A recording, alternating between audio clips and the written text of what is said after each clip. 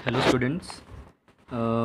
Newton law of motion में first law हमने एक बेसिक वीडियो के अंदर पढ़ चुके हैं। उसी को हम कंटिन्यू करेंगे और उसको अप्लाई करना सीखेंगे वेरियस न्यूमेरिकल एंड कॉन्सेप्ट्स के ऊपर।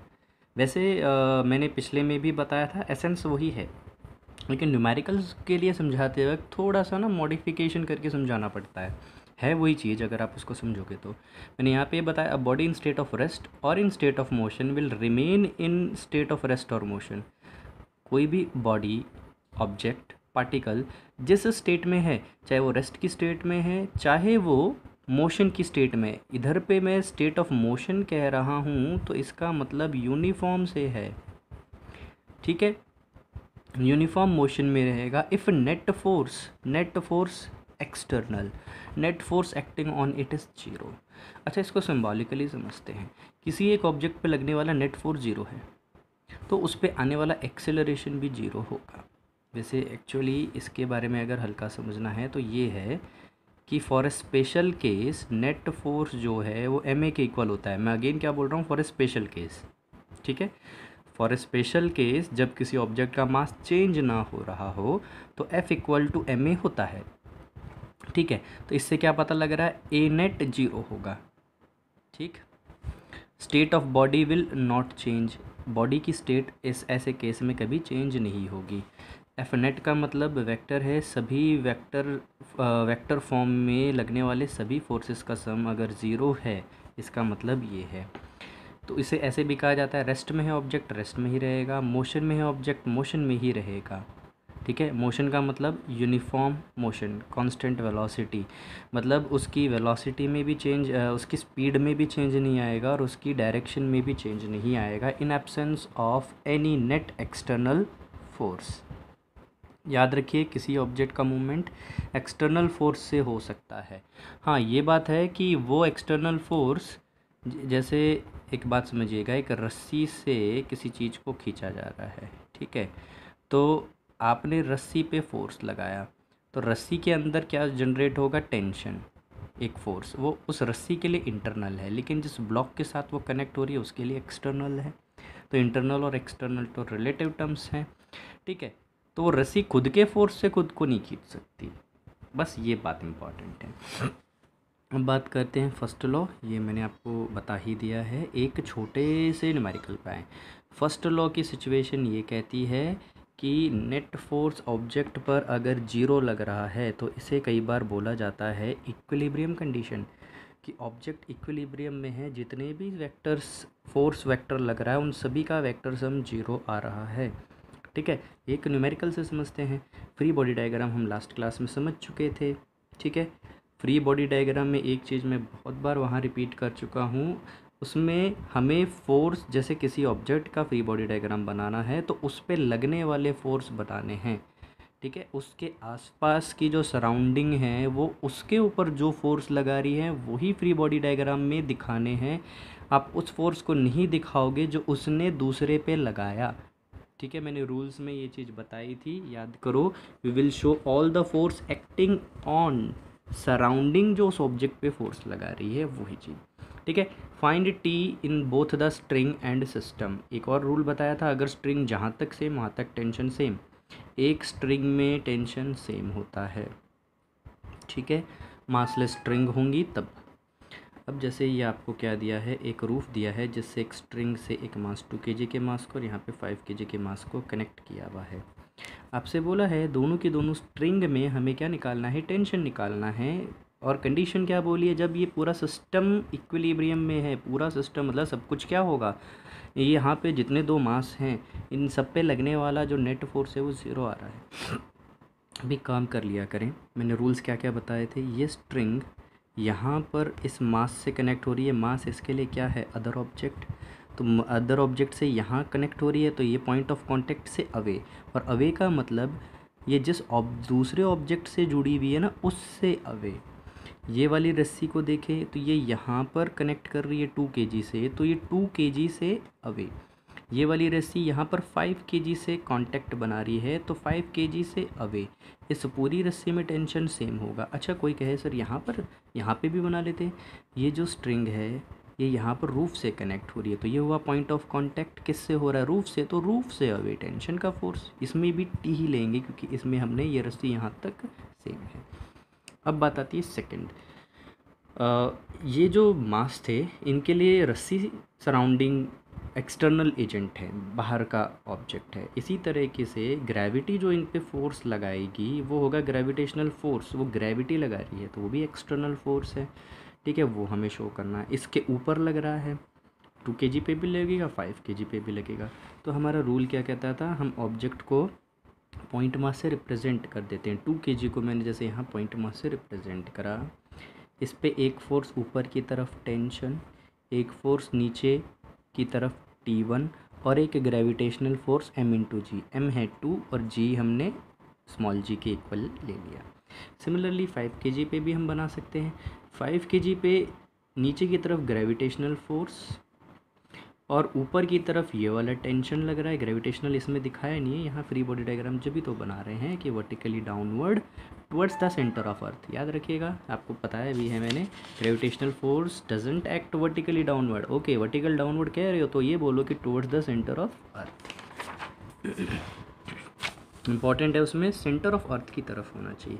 तो सिस्टम इक्विलिब्रियम में है, मतलब नेट फोर्स जीरो है। और इसका भी एक चीज़ बताई थी, एफ नेट जीरो मतलब एक्स डायरेक्शन में लगने वाला नेट फोर्स भी जीरो है, वाई डायरेक्शन में लगने वाला नेट फोर्स भी जीरो है, और जेड डायरेक्शन में लगने वाला नेट फोर्स भी ज़ीरो है। देखो वेक्टर है ना, तो वेक्टर में इंडिविजुअली तीनों डायरेक्शन में नेट फोर्स ज़ीरो होगा, ठीक है। तो हम जैसे इस केस में देखें तो इस पे जो भी फोर्सेस लग रहे हैं वो सिर्फ वाई डायरेक्शन पे हैं, तो net force in Y direction को ज़ीरो कर दीजिएगा। अगर वैसे अभी मैंने यहाँ ऐसे ही दिखाया है, इसको आके मैं और थोड़ा सा सिंप्लीफाइड करके भी समझाऊंगा। Net force acting in Y direction is zero. तो अगर मैं कहता हूँ 2 kg के लिए ले रहे हो तो ऊपर वाला फोर्स पॉजिटिव ले लिया तो नीचे वाला डेफिनेटली नेगेटिव हो जाएगा। और वैसे भी इक्विलिब्रियम वाले फोर्सेस के केस में all upward acting force equal हो जाएंगे डाउनवर्ड एक्टिंग। अगर हॉरिजेंटल पे लग रहा है तो all right acting force equal होंगे लेफ्ट एक्टिंग। तो आप बहुत जल्दी से भी लिख सकते हो T इज़ इक्वल टू, जैसे इसको लिखना चाहो लिख सकते हो T is equal to T1 + 2g। ये सारे लेफ्ट वाले फोर्स, ये सारे राइट वाले फोर्स, मतलब ये सारे ऊपर वाले फोर्स, ये सारे नीचे की तरफ एक्ट करने वाले फोर्स बराबर होंगे, ठीक है। डायरेक्टली भी लिख सकते हो और वैसे लिखना है रूल वाइज तो वैसे करके भी लिख सकते हो। वो धीरे धीरे आपको डेवलप हो जाएगी। 5 kg के लिए लिखना है तो देखिए इसमें T1 ऊपर लगने वाले फोर्स को पॉजिटिव लिया, नीचे वाले को नेगेटिव लिया और इसको किसके इक्वल कर दो, जीरो के इक्वल कर दीजिए। वही चीज़ आएगी ना, ऊपर वाले सारे फोर्स नीचे वाले सभी फोर्स के सम के इक्वल हैं। ऊपर लगने वाले सारे फोर्स नीचे लगने वाले सारे फोर्स के इक्वल है, T1 = 5g आना चाहिए, ठीक है। ये धीरे धीरे डेवलप आया, कैसे है आया, इसी कॉन्सेप्ट से। वेक्टर है, डायरेक्शन लेके सॉल्व करेंगे। तो इनको इक्वल करने से देखो पहला आया T is equal to T1 + 2g, इधर से T is equal to 5g, 5g का मतलब कितना है, अगर g की वैल्यू 10 हो तो 50, इधर पुट कर दीजिए। ओके, सो जो यहाँ से हमें 50 न्यूटन मिला, अगर g की वैल्यू 10 मीटर/सेकंड² ले लें उसको पुट कर दीजिए यहाँ पर। इस वाले रिलेशन में जो हमें मिला था फर्स्ट में T is equal to T1 + 2g, we will get 70 newton, ठीक है। ये चीज़ मैंने ऊपर ही बता दी है। F net equal to 0 means X direction में लगने वाले सभी फोर्स वेक्टर का सम ज़ीरो, मैं बार फोर्स वेक्टर का सम ज़ीरो है, डायरेक्शनल लेना पड़ेगा। वाई डायरेक्शन में लगने वाले सभी फोर्स वेक्टर का सम ज़ीरो होगा और जेड डायरेक्शन में लगने वाले सभी फोर्स वेक्टर का सम ज़ीरो होगा if system is in equilibrium. Equilibrium मतलब फर्स्ट लॉ की कंडीशन अगर वो देता है तो, ठीक है। ज़रा यहाँ देखिए आपको क्या दे रखा है कि जैसे एक ये रूफ़ है, उससे स्ट्रिंग इस तरह से 37 डिग्री के एंगल पर लगी हुई है। यहाँ पर ये मास और ये हॉरिजेंटली एक और स्ट्रिंग लगी हुई है। अब आपको क्या बताना है, all the forces the system is in equilibrium, ठीक है। यहाँ लिख लीजिए सिस्टम इज़ इन इक्विलिब्रियम।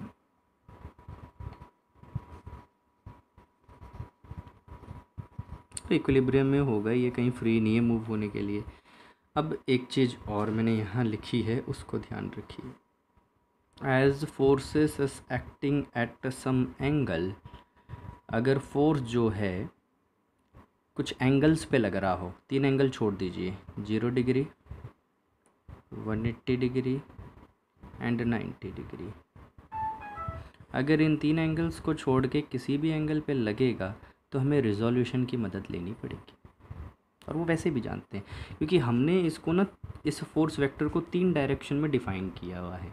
तो उन 3 डायरेक्शन के ऊपर ही हम रूल को लगा सकते हैं, Fx net is equal to 0, Fy net equal to 0, Fz net equal to 0। तो ये जो फोर्स जो ना ही पूरी तरह से x में लग रहा है, ना ही पूरी तरह से y, ना ही पूरी तरह z से, तो उसके लिए हम रिजोल्यूशन ऑफ वेक्टर्स का फॉर्मूला यूज़ करेंगे, पहले से जानते ही हैं। तो क्या किया हमने कि जो फोर्स एंगल पे लग रहा था उसके ना कंपोनेंट्स निकाल लिए, उसे रिजॉल्व कर लिया। टी का कंपोनेंट इस डायरेक्शन में T2 cos थीटा होगा। जैसे देखो यहाँ पे क्या है, ये 37 डिग्री बना रहा है। अब मुझे इसका वर्टिकल कंपोनेंट लेना है और एक्टिंग ऑन द बॉडी, क्योंकि हमेशा जैसे हमें जो टेंशन लेना है वो ये वाला लेना है। और जब भी फोर्स के केस में जब फ्री बॉडी डायग्राम बना रहे हो तो हमें फोर्स तो वो लेना है जो इसके ऊपर लग रहा हो। तो वो उसके लिए मुझे एंगल चाहिए कि ये वाली रस्सी इसके साथ कितना एंगल है, तो रूफ के साथ बना रही है, तो इस बॉडी के साथ कितना एंगल बना रही है वर्टिकल प्लेन में। तो ये वर्टिकल लाइन ड्रॉ करी तो यहाँ भी अल्टरनेट इंटीरियर एंगल की प्रॉपर्टी से 37 मिल जाता है। तो ये जो डायरेक्शन है ऊपर की वाई, इसमें इसका बनेगा T2 cos 37, इस तरफ बनेगा क्योंकि इसके परपेंडिकुलर हो गई ये डायरेक्शन, बताया था ना। जैसे इस T2 फोर्स का कंपोनेंट लेना है इस डायरेक्शन में, तो इस डायरेक्शन में मतलब इसे रेफरेंस एक्सिस कहा था जिसके साथ एंगल दिया है, इसे रेफरेंस एक्सिस की डायरेक्शन में बना T2 cos थीटा, और इसकी परपेंडिकुलर डायरेक्शन में T2 sin थीटा। अब इसका ज़रूरत नहीं है हमें, ठीक है, हमने इसे रिजॉल्व कर लिया, इसको 2 टुकड़ों में तोड़ लिया। अब ये एक फेमस एंगल है, इसके बारे में याद रखिएगा। 2 एंगल हैं 37, 53, ठीक है। अब इसमें होता है ट्रिपलेट होती है 3, 4, 5 की, ठीक। अगर एंगल 37 और 53 का याद कैसे करोगे, हाइपोटेन्यूज तो क्लियर है 5 होगी, प्रॉब्लम आती है इन दोनों की। अगर एंगल 37 है तो छोटी वाली वैल्यू 3 वैल्यू सामने होगी 37 की। अगर ये एंगल 53 का हो, देखो ये तो 5 है, एंगल 53 दो में से कंपेयर करना है 37, 53, ठीक है। अगर ये एंगल जो है 53 है तो इसके सामने वाला क्या होगा, 4 होगा, बड़ा होगा, छोटा है तो छोटा होगा, बचा हुआ ये 3, सिंपल, ठीक है। अब F net equal to 0 X direction में, तो एक्स डायरेक्शन में जो जो फोर्सेस लग रहे थे उनको 0 कर दो। अब आप इसे पॉजिटिव इसे नेगेटिव इक्वल टू 0 करोगे, उसकी वजह हम ये भी कह सकते हैं ना कि नेट फोर्स 0 है। तो यहाँ राइट में लगने वाले फोर्स नेट 0 कब होगा, जब सारे राइट डायरेक्शन के फोर्स मैग्नीट्यूड वाइज सारे लेफ्ट डायरेक्शन के फोर्स के बराबर होंगे। तो मैग्नीट्यूड वाइज इक्वलेट कर दीजिए, ऐसे भी उससे वही रिजल्ट आएगा। T1 is equal to T2 into 3/2, आप एफ नेट इक्वल टू 0 लगा के देख लीजिए। Similarly Fy net equals to 0, sum of all upward acting force is equal to sum of all downward acting force, ये भी लगा सकते हो। नहीं तो रूल वाइज लगाओगे तो ऊपर लगने वाले फोर्स को पॉजिटिव ले लो, नीचे लगने वाले फोर्स को नेगेटिव ले लो, ठीक है। और यहाँ से आप इस ट्राइंगल को अगर एक बार बना लोगे तो साइन 37 क्या है, 53 क्या है, सारे अपने आप लिख सकते हो, ठीक है। 37 का लिख लिया, ये ट्राइंगल नहीं बनाना था तो इसे 53 ले लो, तो ये बना लो, बेटर रहेगा आपके लिए। T2 cos 37 माइनस 5G बनेगा। देखो ऊपर T2 cos 37, downward direction 5G। अगर साइन वाइज लेंगे तो ये पॉजिटिव ये नेगेटिव, इनका सम क्या होगा 0, इनके सम को 0 कर दिया। और बेसिक रूल से ले लोगे तो अगर इक्विलिब्रियम में तो सारे ऊपर लगने वाले फोर्स नीचे वाले लगने वाले फोर्स के इक्वल होने चाहिए मैग्नीट्यूड वाइज, तो हम वैसे भी कर सकते थे। इनकी वैल्यूज़ को सॉल्व किया तो T2 इंटू cos 37 की वैल्यू आप निकालिए ज़रा। 37 क्या होता है, बेस अपॉन हाइपोटेन्यूज 4/5 लिख दीजिए, is equal to 5G that is 50। T2 इज़ वॉट 125/2। अगर हम T1 निकालना चाहे वो T2 इंटू 3/5, तो T2 की वैल्यू निकल गई 3/5, 75/2 न्यूटन्स, ख़त्म। Find the tension in both the string if system is in equilibrium. कई बार ऐसा सिस्टम देता बोलेगा नहीं इक्विलिब्रियम में, लेकिन आप देख के ये बता सकते हो कि सिस्टम इक्विलिब्रियम में होगा भी या नहीं, बहुत इजीली पता लग जाएगा। उसमें एक ही कंडीशन है, string is not going to break, बस ये कंडीशन रहेगी। नहीं बोल रहा स्ट्रिंग ब्रेक हो रही है तो इसका मतलब ब्रेक नहीं हो रही है, ठीक है। अब यहाँ दिया कि एक मास है √2 kg का, इससे एक स्ट्रिंग ऐसे रूप से जुड़ी है जो कि हॉरिजेंटल एक्सिस के साथ 60 डिग्री बना रही है, और T2 भी जो है हॉरिजेंटल एक्सिस के साथ 30 डिग्री बना रही है। अब क्योंकि ये ना ही 0 डिग्री पे है, ना ही 180 डिग्री पे है, और ना ही 90 पे है, मतलब किसी इनके अलावा किसी और एंगल्स पे है, इन 3 एंगल को छोड़ के, तो क्या करेंगे, कंपोनेंट्स ले लेंगे। ठीक है, कंपोनेंट लेने का तरीका है T2 फोर्स, यहाँ दिया है 30 डिग्री, तो इस डायरेक्शन के साथ 30 डिग्री है, तो इस डायरेक्शन में से रेफरेंस एक्सिस कह सकता हूँ, रेफरेंस लाइन के साथ कंपोनेंट आएगा T2 कॉस थीटा, और इसकी परपेंडिकुलर में आएगा T2 साइन थीटा हमने। और यहाँ पे क्या लिया, T1 के कंपोनेंट क्या होंगे, अब इसका एंगल चेक कर लो ना, T1 का कितना है 60, यहाँ पे 60, तो एंगल दिया इस वाली एक्सिस से, तो ये रेफरेंस है, रेफरेंस एक्सिस की डायरेक्शन में cos 60 जिसके साथ एंगल दिया जाता है उसे रेफरेंस एक्सिस कहते हैं। तो रेफरेंस एक्सिस के साथ cos वाला एंगल आएगा तो T1 cos 60, और उसकी परपेंडिकुलर डायरेक्शन में T1 sin 60। इसके बाद इसकी भी ज़रूरत नहीं है और इसकी भी ज़रूरत आपको नहीं पड़ेगी। नाउ ये जो हमारे रिजॉल्व फोर्सेस हैं वो सारे आ गए। अब अकॉर्डिंग टू इक्विलिब्रियम कंडीशन, मतलब first law, net force acting in X direction and net force acting in Y direction are zero. तो एक्स वाले यहाँ मैंने लिख दिए, लेफ़्ट वाला फोर्स नेगेटिव, राइट वाला force positive, equal to zero. नहीं तो सारे left forces equal to right forces magnitude wise, सारे अपवर्ड एक्टिंग फोर्सेस का सम सारे डाउनवर्ड एक्टिंग फोर्सेस के सम के बराबर मैग्नीट्यूड वाइज। सीधा निकाल दीजिए क्योंकि मैग्नीट्यूड ही तो पूछ रहा है, डायरेक्शन तो हम लोगों ने ऑलरेडी बना रखी है। ठीक है, तो अगर हम बात करें इधर पे, तो यहाँ बनता है T2 cos 30 plus T1 cos 60, इसको उधर लेके जाते हैं तो बनता है T2 cos 30, वैल्यूज़ को पुट करा तो T1 is equal to √T2। Similarly जहाँ, हाँ ये जो था √2 kg, तो इसके ऊपर √2g फोर्स, एक डाउनवर्ड जो लगा, फोर्सेस को लिखे, अपवर्ड फोर्सेस T1 sin 60, एक और upward force T2 sin 30 add हो गए, और ये downward minus √2g equals to 0। अगर इसको सॉल्व करते हैं तो आपकी वैल्यू जो आएगी T1 √3/2 plus T2 1/2 is equal to √2 into 10। यहाँ से एलसीएम लेके आप जो सॉल्व करोगे तो वैल्यू बनेगी ये।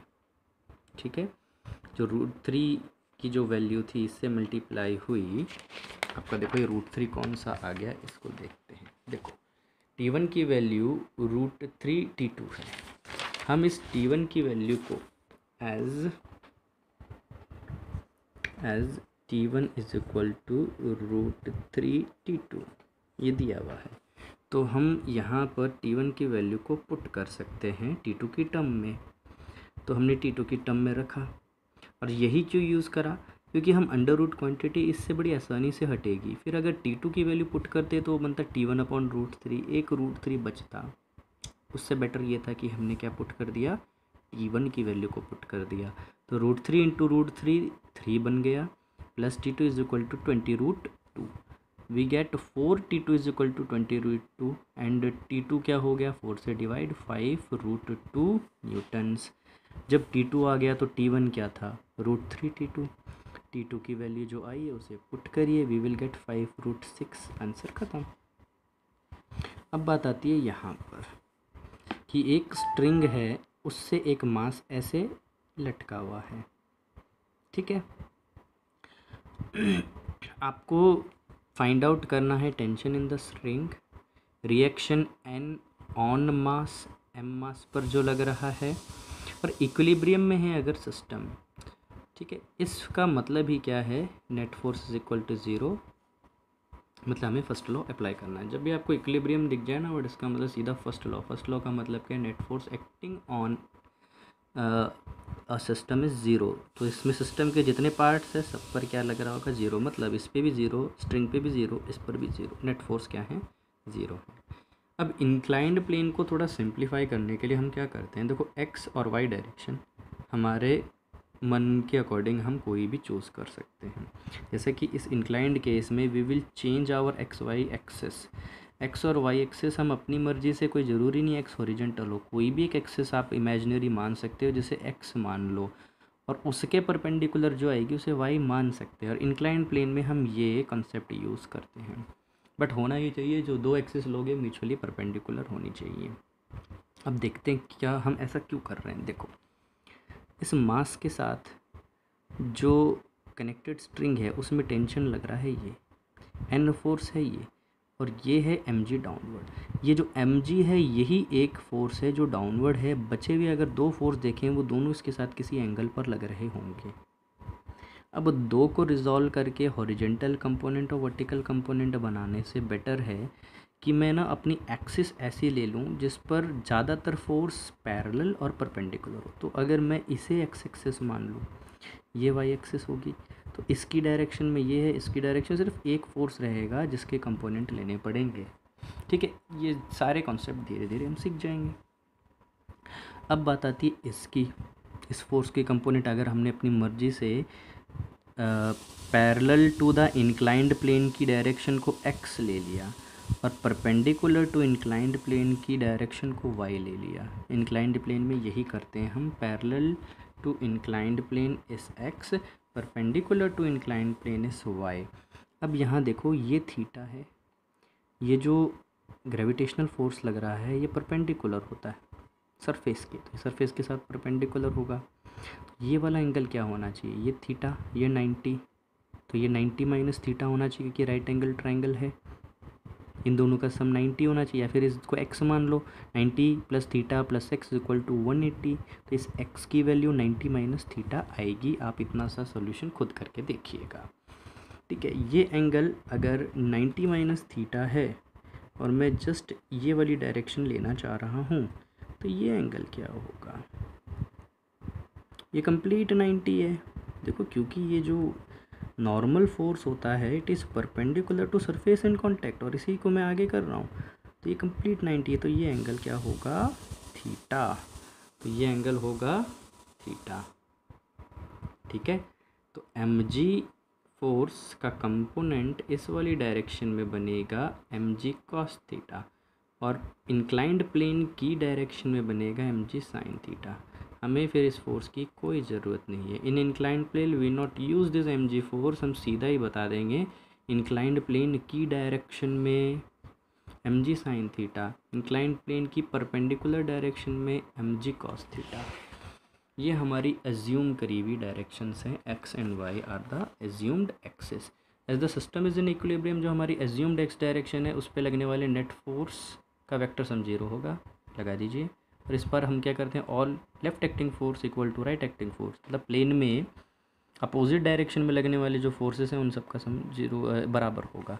तो इसे एक तरह से अगर मैं बोलता हूँ लेफ्ट एक्टिंग फोर्स, तो ये हो गया राइट एक्टिंग फोर्स, बराबर होने चाहिए M G sine theta equal to T, M G sine theta equals to T. Upward acting force downward acting force के इक्वल होने चाहिए। Upward is N, downward is M G cos theta. अच्छा, ये N के लिए भी confuse मत होना, आपको मैं समझा चुका हूँ पहले भी, याद करो जरा, लास्ट वीडियो के अंदर ही समझाया था, कुछ ऐसे बनाया था ना। देखो, ये मास, इतना पोर्शन, इतना सरफेस इसका कांटेक्ट में आ रहा है इंक्लाइंड प्लेन के साथ, तो दोनों पे डार्क रिप्रेजेंट कर दिया। टेंशन फोर्स की तरह ही है, पॉइंट ऑफ कांटेक्ट से अवे फ्रॉम द बॉडी। यहाँ ये वाला सरफेस किसके साथ कांटेक्ट में था, इसके साथ, तो इससे अवे। अब ये जो था सरफेस ऑफ कांटेक्ट था किसके साथ है, इसके साथ, तो इससे अवे होगा नॉर्मल रिएक्शन। ये हमेशा पेयर में एग्जिस्ट करते हैं, थर्ड लॉ ऑफ मोशन में भी समझेंगे इसे। ठीक है, सो हमें यहाँ से ये वैल्यूज़ मिली। आप चाहे तो अगर इन्हें डिवाइड करते हो तो टेन थीटा की वैल्यू मिल जाएगी, मतलब ये इंक्लाइंड प्लेन किस एंगल पर है वो भी हमें मिल जाएगा। जैसे ये टेन थीटा की वैल्यू आ गई 1, तो थीटा कितना होगा 45 डिग्री। अब ज़रा यहाँ देखिए, कुछ ऐसा इंक्लाइंड प्लेन दिया है, यहाँ ये थीटा दिया हुआ है। If a system is in equilibrium find theta, देखो थीटा ही निकालने को कह रहा है। ठीक है, तो बहुत बेसिक और सिंपल तरीके से अप्लाई करें, आराम से क्वेश्चन का सॉल्यूशन आ जाएगा। देखिए, टेंशन भी निकालना है, एन भी निकालना है, जी की वैल्यू 10 कह रहा है, ले लीजिए। तो देखो, अब हमें कोई इतना कुछ सोचना ही नहीं है, सीधा तरीका क्या बताया था, इंक्लाइंड प्लेन की डायरेक्शन में, ठीक है, जो कंपोनेंट आएगा वो होगा एम जी साइन थीटा। ठीक, अभी प्लेन किस तरफ मूव करेगा, नीचे की तरफ, तो ये नीचे की तरफ वाले फोर्स के, मतलब ऊपर मत लगा देना। जैसे आप ये समझ लीजिए ब्लॉक किधर जाएगा, अगर ऐसे प्लेन पे रखे नीचे की तरफ, तो ये होगी इंक्लाइंड प्लेन के डायरेक्शन में। और यहाँ पर इसके ऊपर जो mg फोर्स का कंपोनेंट हो तो हमेशा डाउनवर्ड ही होगा, तो इधर पर perpendicular to the surface mg cos theta, इस तरफ हो गया mg sin थीटा, इधर हो गया mg cos थीटा। अगर समझ ना आए तो यहाँ पर आप mg को एक बार एज्यूम कर लीजिए, ये एंगल होगा थीटा, क्योंकि ये होता है 90 माइनस थीटा, ये कंप्लीट एंगल 90 बन रहा है, तो यहाँ बन जाएगा थीटा। यहाँ मैंने समझाया था जो वही कॉन्सेप्ट है, ठीक है। तो mg का फोर्स यहाँ बनेगा mg cos थीटा और इसके परपेंडिकुलर डायरेक्शन में mg sin theta. Inclined plane में जिस तरफ ब्लॉक मूव करना चाहिए उस तरफ, मतलब अगर यहाँ पर सिर्फ ब्लॉक को छोड़ दिया जाए, इस रस्सी को हटा दिया जाए, ब्लॉक को छोड़े, तो ब्लॉक जिस तरफ जाएगा वो डायरेक्शन रिप्रेजेंट करनी है, ठीक है। In the direction of inclined plane mg sin theta perpendicular to the inclined plane mg cos theta. ये हमारा मास है, मास के ऊपर नॉर्मल रिएक्शन अपवर्ड, यहाँ पर टेंशन आप देख ही रहे हो, यहाँ पर रस्सी जुड़ रही है तो ये tension force away from the point of contact, किससे अवे, इस ऑब्जेक्ट से इसका पॉइंट कांटेक्ट हो रहा है। अगर बात करें नॉर्मल फोर्स, यहाँ पे इसके साथ कांटेक्ट था, किससे कांटेक्ट था, वेज से, तो वेज से अवे परपेंडिकुलर, ठीक है। ड्रॉ कर दिया, इसके ऊपर वही रूल, ये सारे अपवर्ड एक्टिंग फोर्स डाउनवर्ड के इक्वल होंगे, तो आपका mg cos थीटा मतलब 5g cos थीटा n के equal, 5g cos theta n के इक्वल, ठीक है। 5g sin थीटा t के equal, 5g sin theta t के इक्वल, ठीक है। यहाँ से टेन थीटा की वैल्यू t/n आ जाएगी, चाहे तो ये निकाल सकते हो। अब बात करते हैं 3 kg के ऊपर। अगर बात करें तो 3 kg को मैंने इस डॉट से रिप्रेजेंट किया। 3 kg यहाँ पर स्ट्रिंग से जुड़ रहा है और ये ही स्ट्रिंग जो है आगे जाके इससे जुड़ी थी, तो स्ट्रिंग सेम, तो टेंशन की वैल्यू सेम होगी। तो यहाँ पर जो टेंशन का फोर्स बन रहा है, डायरेक्शन अवे होगी, कांटेक्ट कर रहा है 3 kg से यहाँ पर, तो away from the point of contact ऊपर की तरफ, और नीचे की तरफ क्या होगा आपका mg, तो 3g। तो सारे अपवर्ड फोर्स डाउनवर्ड के इक्वल होंगे अगर ये इक्विलिब्रियम में, क्वेश्चन में बोला हुआ है this system is in equilibrium, ठीक है। तो t इक्वल्स टू ये वाला t equals to 3g, 3g मतलब 30, इसकी वैल्यू को यहाँ पर पुट कर दीजिए, ठीक है। हम चाहे तो यहाँ से सॉल्व करके देखें, तो t की वैल्यू 3g पुट करी तो g से g cancel, sine theta is equal to 3/5। अब इसको ड्रॉ करके देख लीजिए, थीटा 3 and 5, 3 परपेंडिकुलर, यहाँ पर 5 आ रहा है, तो 37 में ही होता था ना, 3 and 5 का कॉम्बिनेशन राइट एंगल ट्राइंगल के लिए 4 ही होगा। अगर ये 3 है ये 5 है तो डेफिनेटली ये 4 होगा, ट्रिपलेट ही बनेगा, तो 37 डिग्री का आ गया। 5g cos 37 is equal to n, पीछे के इक्वेशन में हमें ये मिला था, इसके अंदर cos 37 की वैल्यू पुट कर दीजिए, base upon hypotenuse 4/5 cancel 4g 40 newton, solution हो गया। Find the N between the, बेटा ऐसे क्वेश्चन बहुत पूछे जाते हैं TSC में। Find the N between the two blocks and the normal reaction between the surface and the masses, ठीक है। अब इसको ज़रा माइन्यूटली समझते हैं। अब ये ध्यान रखना, जितनी जगह पे कांटेक्ट होएगा उतनी जगह पे नॉर्मल रिएक्शन लगेगा। देखिए एम मास यहाँ पर कांटेक्ट कर रहा है, कांटेक्ट किससे है, इसके लिए सराउंडिंग कौन है, दूसरा, तो इससे अवे। सेम यही सरफेस कांटेक्ट में हो रहा है नीचे वाले के साथ, तो उसके लिए नॉर्मल रिएक्शन उससे अवे। आप चाहे तो इसे अलग से बना के भी देख सकते हो। एम का इतना पोर्शन कांटेक्ट में आ रहा है, किसके साथ आ रहा है, कैपिटल एम वाले पोर्शन के साथ आ रहा है, तो इसमें जो normal reaction away from the surface, और अवे कुछ इस तरीके से कि जिसके साथ कांटेक्ट था उससे अवे हो, कांटेक्ट था इसके साथ, इससे अवे, ठीक है। यहाँ पर बात करें तो कांटेक्ट इससे है तो इससे अवे, ठीक है। इस तरीके से आपके नॉर्मल ये दोनों वैल्यू सेम होंगी, क्योंकि ये एक कांटेक्ट दो के मिलने से होता है, तो ये कांटेक्ट सरफेस इन दोनों का कॉमन है, तो वैल्यू भी एन की इक्वल होगी। उसी तरीके से एक कांटेक्ट यहाँ हो रहा है बॉटम सरफेस पे ग्राउंड के साथ, तो ग्राउंड के साथ जो हो रहा है वहाँ पर भी हम बनाएंगे, तो देखिए ग्राउंड के साथ तो ये पूरा सरफेस पर ऐसे आपका ये है, तो कांटेक्ट सरफेस जो है ये किसके साथ है, ग्राउंड के साथ, तो अवे फ्रॉम द ग्राउंड, तो ये हो गया N1। इसी तरीके से ग्राउंड के केस में भी नॉर्मल रिएक्शन डाउनवर्ड में N1 दे सकते हो आप।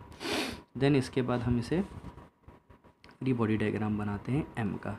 एम मास इसके ऊपर एक तो फोर्स सराउंडिंग के तौर पे ग्राउंड दैट इज़ अर्थ लगाएगी mg ग्रेविटेशनल फोर्स। एक इसके ऊपर ये ब्लॉक लगा रहा है नॉर्मल रिएक्शन जो मैंने शो कर रखा है नॉर्मल रिएक्शन। सारे फोर्स ड्रॉ हो गए स्मॉल m पर, क्योंकि इक्विलिब्रियम में है तो F net equal to 0 Y direction में जो लगा रहे हैं, तो सारे अपवर्ड फोर्स डाउनवर्ड फोर्स के इक्वल होंगे। इसी तरीके से नीचे वाले ब्लॉक की बात करें तो उस पर जो एक तो ग्रेविटेशनल फोर्स mg, एक इस ब्लॉक के ऊपर, ठीक है, एक फोर्स इस ब्लॉक के ऊपर ये लग रहा है डाउनवर्ड डायरेक्शन में n, ये लगाया था स्मॉल m ने, और एक इसके ऊपर इस ग्राउंड सरफेस ने लगाया कौन सा n1 ऊपर की तरफ। देखिए मैंने यहाँ पर बनाया हुआ अभी m के ऊपर एक n1 और एक लग रहा है कैपिटल N डाउनवर्ड डायरेक्शन और एक लगा ग्रेविटेशनल फोर्स mg।